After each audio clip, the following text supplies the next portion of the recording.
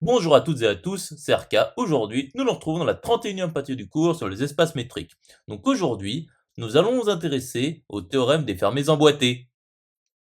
Rentrons alors dans le vif du sujet. Donc soit ED un espace métrique complet avec E non vide. Donc énonçons le théorème. Donc pour toute partie Fn, justement ensemble, toute suite de parties Fn de E, eh bien si nous avons que toutes ces parties Fn sont fermées et décroissantes, et que le diamètre de Fn tend vers 0 lorsque n tend vers l'infini, cela implique qu'il existe un unique x dans l'intersection pour n appartenant à n des Fn.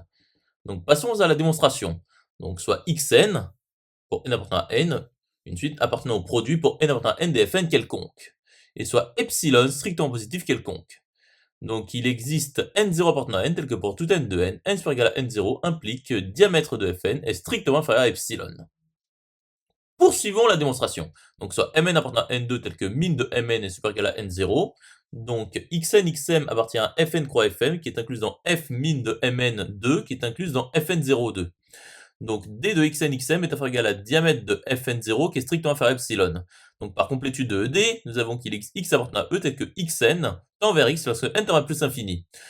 Et X appartient à l'intersection, l'adhérence de l'intersection pour n appartenant à n dfn, qui est égale par fermeture des Fn à l'intersection pour n appartenant à n dfn.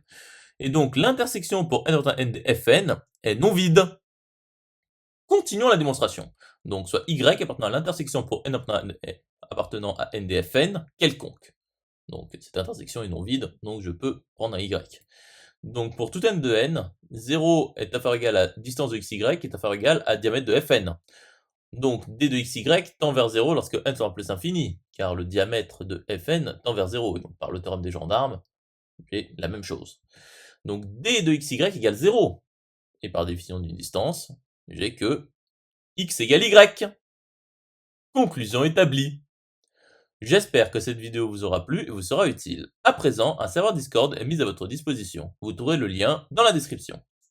Nous nous retrouvons dans la 32e partie.